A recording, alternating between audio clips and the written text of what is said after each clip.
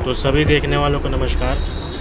जैसा कि मैंने कहा था कि मैं अंतोन चेखव की चुनी हुई कहानियाँ आपको पढ़ के सुनाऊंगा, तो छोटे छोटे भाग में।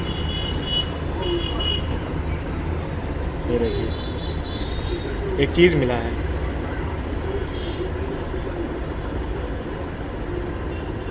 याद आया कुछ?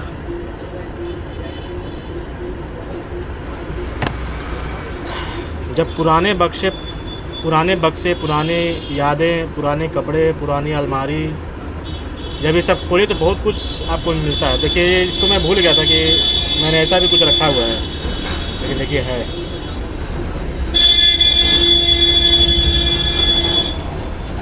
चलिए, पहले आपको जो मुझे कहानी पसंद है इनकी घोंघा, उसके पहले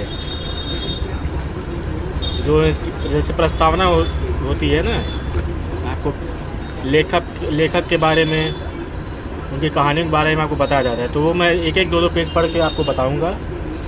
क्योंकि अभी उतना लंबा कोई वीडियो मेरा देखेगा नहीं, इसलिए छोटा छोटा कम समय में मैं कोशिश करूंगा छोटा छोटा वीडियो बनाऊं। अंतोन चेखव और उनकी कहानियाँ। ऐसे अंतोन चेखव जो अपनी अंतिम कहानी दुल्हन में चेखव ने नाद्या नाम की युवती के भाग्य का वर्णन किया है। कहानी के आरंभ में नाद्या पाँव फटने से पहले जागती है और बागीचे में देखती है सफ़ेद घना कुहासा हौले हौले बकाइन की झाड़ियों पर छाता जा रहा है, मानो उन्हें अपने दामन में समेटने वाला हो।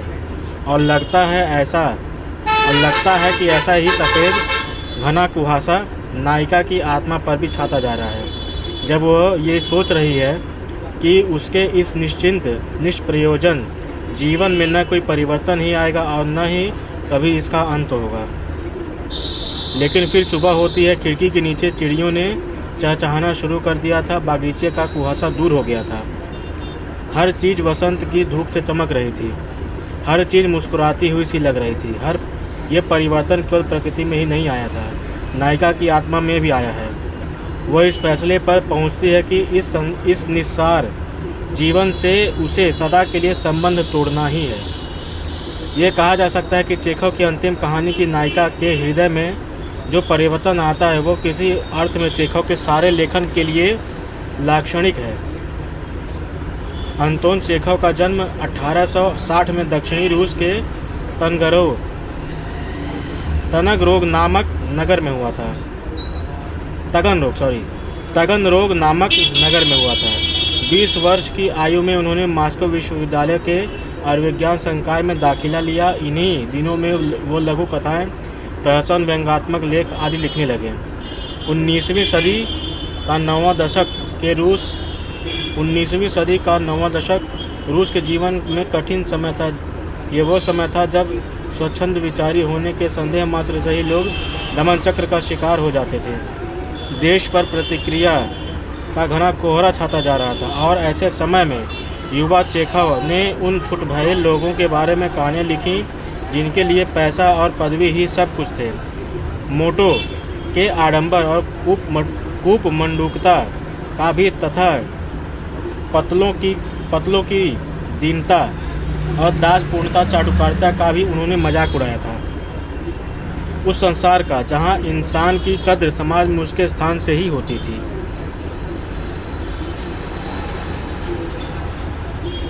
चेखव अपने पाठक को प्रत्यक्ष रूप से किसी बात का कायल नहीं करते। उनकी कहानी की विषय वस्तु ही उसका सारा ताना बाना ही पाठक को कहता लगता है। तुम इंसान होने से क्यों डरते हो?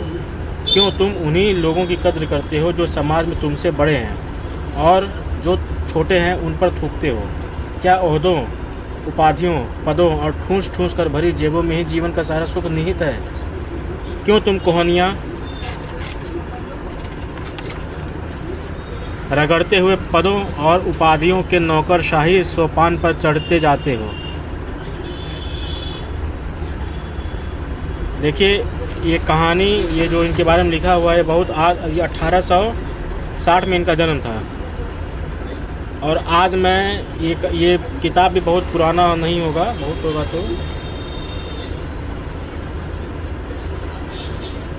जाता है।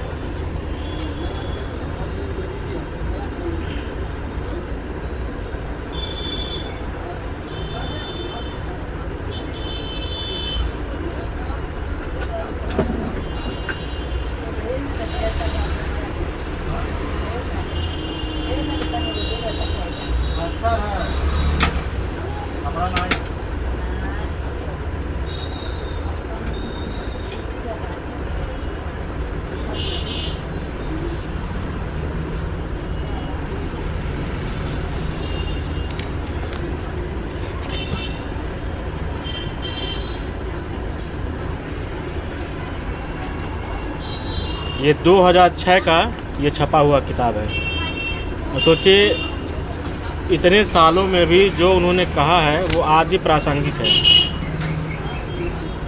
वो क्या कह रहे हैं? चेखव अपने पाठक को प्रत्यक्ष रूप से किसी बात का कायल नहीं करते हैं। उनकी कहानी की विषय वस्तु ही, उसका सारा ताना बाना ही पाठक को कहता लगता है। तुम इंसान होने से क्यों डरते हो? क्यों तुम उन्हीं लोगों की कद्र करते हो जो समाज में तुम्हारे से बड़े हैं, और जो छोटे हैं उन पर थूकते हो? क्या ओहदों, उपाधियों, पदों और ठूस ठूस कर भरी जेबों में ही जीवन का सारा सुख निहित है? क्यों तुम कोहनियाँ रगड़ते हुए पदों और उपाधियों के नौकरशाही सोपान पर चढ़ते जाते हो? खैर, ये सब लिखने में, पढ़ने में और सुनाने में अच्छा लगता है। असल जीवन में इनके हिसाब से कोई चल नहीं पाएगा। चलिए, बाकी अगले वीडियो में आगे इसके पढ़ूँगा मैं। पसंद आएगा तो लाइक, शेयर, सब्सक्राइब ज़रूर कीजिएगा।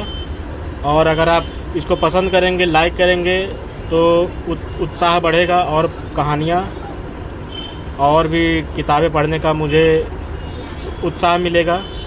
तो मैं पढ़ के आपको सुनाऊँगा। धन्यवाद।